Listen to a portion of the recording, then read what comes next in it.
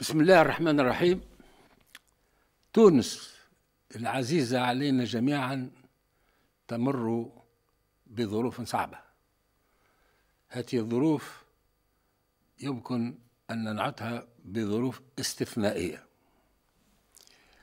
وهذه الظروف الاستثنائية تستدعي إجراءات استثنائية للتصدي لها، وكذلك أيضا للتوقي منها. ومعلوم أن هذه الحكومة التي تكونت بعد الانتخابات الأخيرة، سواء كان الانتخابات التشريعية أو الانتخابات الرئاسية، والتي صادق عليها مجلس نواب الشعب، من أول مباشرتها لأعمالها كانت مواجهة لتحديات كبيرة، تحديات أمنية وإرهابية، وتحديات اجتماعية، وتحديات اقتصادية. اجتماعية لأن هذه الحكومة وجدت أمامها بطالة خانقة، 600 ألف بطال، ولكن بطال منذ 5 سنوات ولم يتغير شيء طيلة كل هذه المدة. ولا نعني أن هذه الحالة متسببة فيها الحكومة اللي سبقتها، تراكمات كل الحكومات إلى هذه الحكومة الجديدة. ووجدت هذه الحكومة أيضا في مناطق عدة، مناطق مهمشة لم يتناولها برنامج النمو الذي كان مطبقا قبلها، والذي اهتم أساسا بالشواطئ أكثر منه بالمناطق الداخلية. ووجدت أيضا فقر بنسب مختلفة في مناطق مختلفة. هذه الحالة الاجتماعية أوجدت طلبيات ملحة وكبيرة، وكانت هذه الطلبيات تترجمت في كثير من الإضرابات، بعض منها مشروعة والأكثر فيها غير مشروعة، وطلبات ملحة عديدة ومتعددة لا شك أنها تربك كل حكومة. وكذلك أيضا توقيف عن العمل في كثير من المؤسسات، خاصة في المؤسسات الحيوية بالنسبة لميزانية تونس، مثل المناجم ومثل إنتاج الفوسفات، الذي وصل في وقت ما إلى التوقف التام، مؤثرا زاد أيضا على مشتقات الأمور الكيميائية.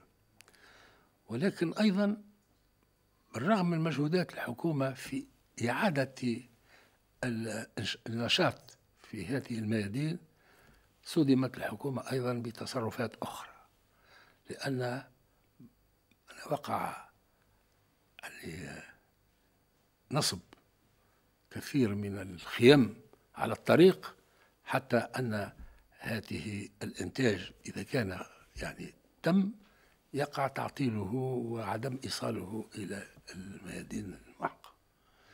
بسياسة جديدة وفلسفة جديدة، إما أن أشتغل وإلا لا أحد يشتغل. هذا مش ممكن باش نوصلوه. هذا فيه عصيان مدني في الحقيقة. لابد أن الحكومة تواجهه، ولكن تواجهه بالطرق الممكنة حتى لا نؤزم أكثر الحالة الاجتماعية. هنالك أيضا تحدي اقتصادي، لأن البلاد في حالة صعبة حتى لا نقول شيء آخر، ومن الضروري الخروج منه إلى استجلاب الاستثمارات الأجنبية والاستثمارات الوطنية. ولكن الاستثمارات هذه لا يمكن جلبها إلا إذا ما خلقنا المناخ الملائم لذلك. والمناخ الملائم للاستثمارات غير متوفر الآن. ومن المسائل التي تأثرت بها أني تقابلت إلى مستثمر أجنبي كبير ووعدني بقيامي باستثمارات هامة في تونس، لكن بعد مدة ما راعني إلا أن استمعت أن هذا الاستثمار وقع في بلد شقيق ونحن لا نحسد هذا البلد. لكن لماذا؟ لأنه قال أني لم أجد المناخ الملائم لهذا الاستثمار، وهذا الاستثمار كان يعني قيمته 557 مليون أورو باش يشغل من 5000 إلى 50,000 معناها حسب التدريج، وهذا ما وقعش في تونس. ثم أن عندنا التحدي الأمني، وهذا التحدي الأمني لابد أن نعترف أن السلطات يعني قامت بواجبها في هذا الميدان يعني تدريجيا، لأننا لم تكن لنا ثقافة الإرهاب في تونس. هذا الإرهاب هو ليس تونسي فقط، وأن إرهاب يهم كل المنطقة التي ننتمي إليها ولربما أكثر من ذلك. ولذا فإن مواجهة هذه الآفة لابد أن نوفر لها العدة البشرية والتمرين، وكذلك أيضا العدة المادية، والعدة المادية تعيزنا بنسبة كبيرة.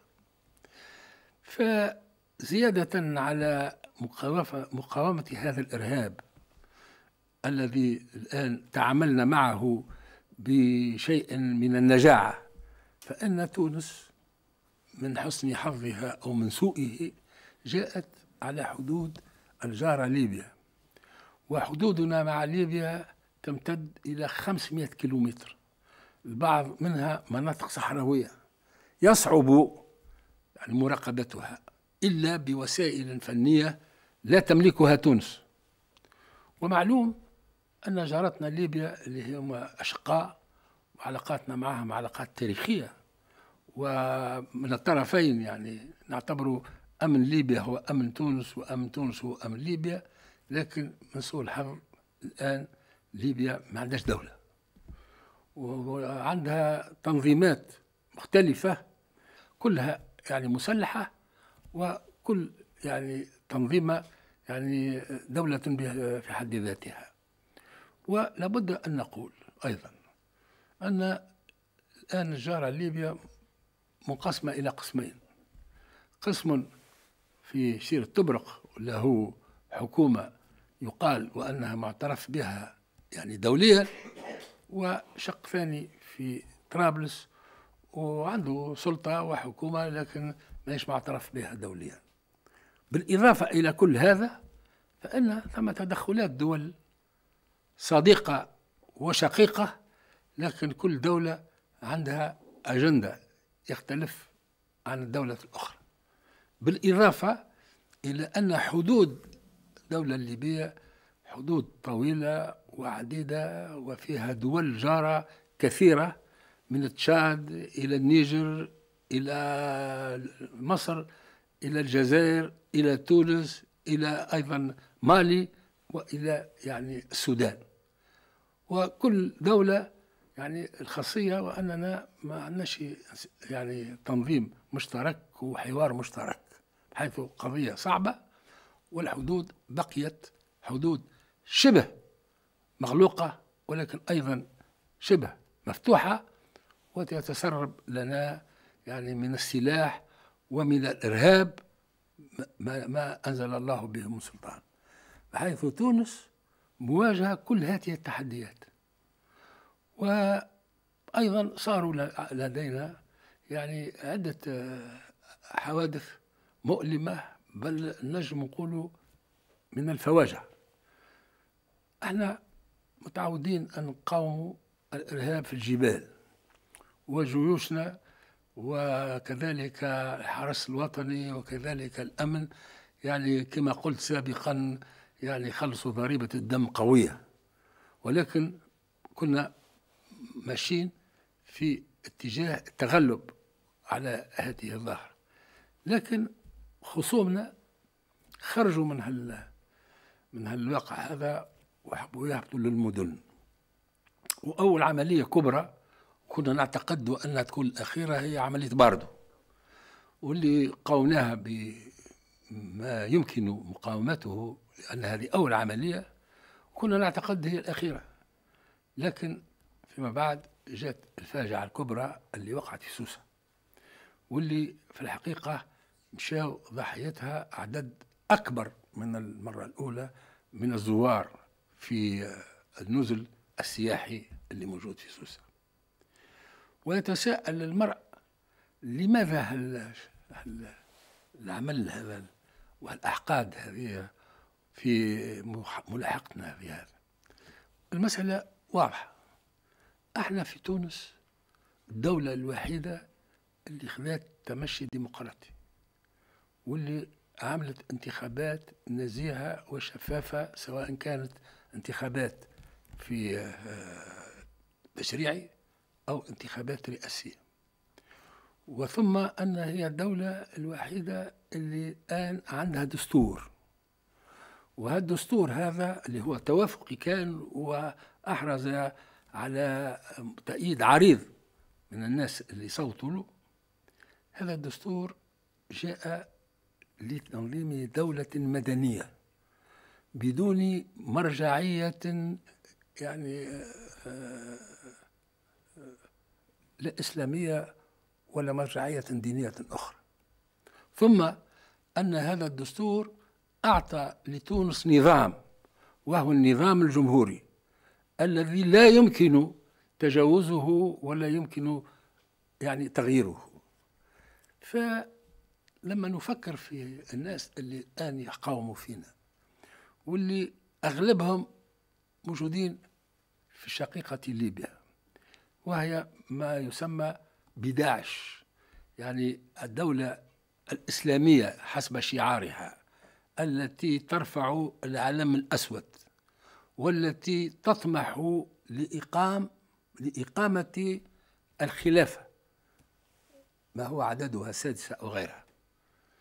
في الوقت اللي نحن نحب نظام يعني يخضع إلى دستور لا مرجعية دينية له، وإلى نظام هو النظام الجمهوري الذي بدونه وبتغييره نعتقد ويشكل ذلك انقلاب هام في الأوضاع. فهذا هو الأصل. ثم لابد أن نقول وأن تونس كانت تستحق أيضا السند الخارجي، لأن لا يوجد دولة الآن في منأى عن الإرهاب، سواء كانت دولة في المناطق التي ننتمي إليها أو دولة في أوروبا أو غيرها. ولهذا مقاومة الإرهاب لابد أن تجد تعاون دولي، يعني من كثير من الدول، حتى تقي أنفسها أيضا من مصايب الإرهاب. ووجدنا تعاون في الحقيقة مع الولايات المتحدة الأمريكية، لابد أن نقول، مع فرنسا، مع ألمانيا، مع إنجلترا، مع إيطاليا، ومع الاتحاد الأوروبي. وإن أنسى فلا أنسى الشقيقة الجزائر التي كانت دائما من جانبنا من أول ما انطلقنا في مكافحة الإرهاب. بقي أن هذا التعاون يفتقر إلى تنظيم وتنسيق وإلى خطة موحدة. مع كل هذا احنا تونس الآن في هذه الوضعية، نجابه يعني وضع ليس في مأمن من المخاطر، ونقولها بكل وضوح، نحن سنواجه يعني خطر داهم. ولذا لابد أن نأخذ الوسائل الموصلة للنتيجة. لا محالة أن قواتنا كلها على حالة استنفار، وهذا لا يعني أن ليس لنا بعض نقاط ضعف، وقد اعترف بها رئيس الحكومة وقام بما يجب القيام به لتداركها. ولكن الموضوع هو في حالة حرب، لابد التصدي لها بما يستلزم يعني مجابهة الحروب.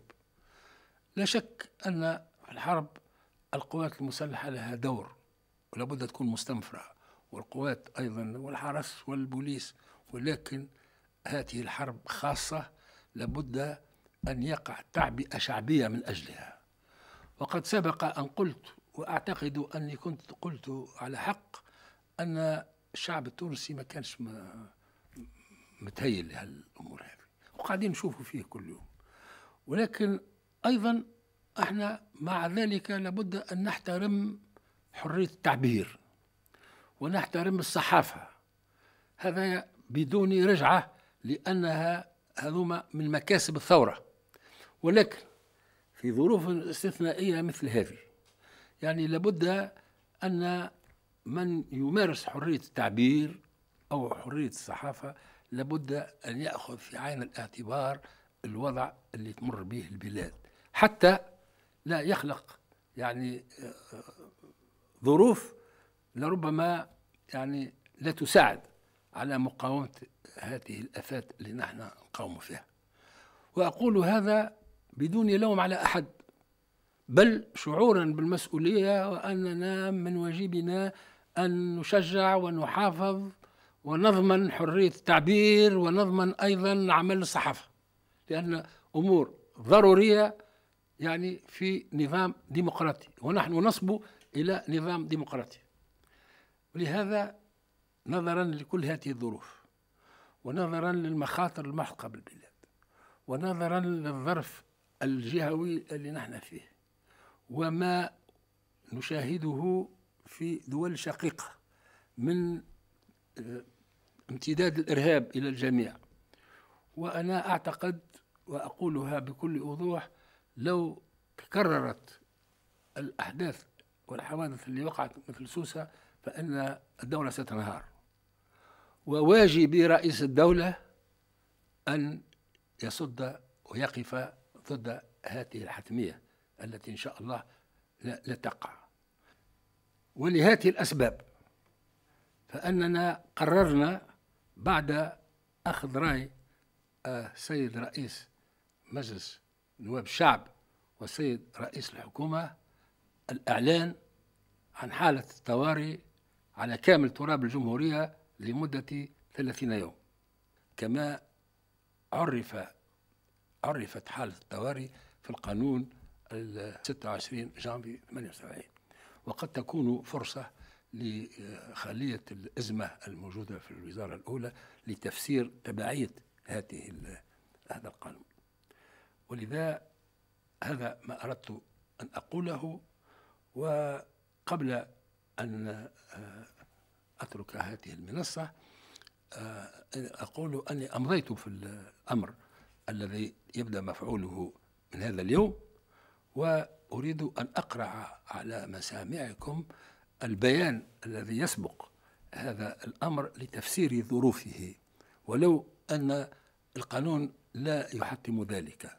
أقول إن الظرف الاستثنائي الذي تمر به البلاد إثر العملية الإرهابية الأخيرة واستمرار وجود تهديدات يجعل البلاد في حالة حرب من نوع خاص، حيث أن الإرهاب يرمي إلى تقويض نظام الدولة ومؤسساتها ومصادرة ممارسات الحرية والاعتداء على قيم المجتمع ونمط عيشه الجماعي والمشترك، وهو ما يقتضي تسخير كافة إمكانيات الدولة لدحر هذه الآفة واتخاذ كافة التدابير الضرورية لا فحسب للتصدي إلى التهديدات الإرهابية، وإنما كذلك للتوقي منها ضمانا لأمن البلاد الداخلي وحفاظا للأرواح ولأمنها الخارجي،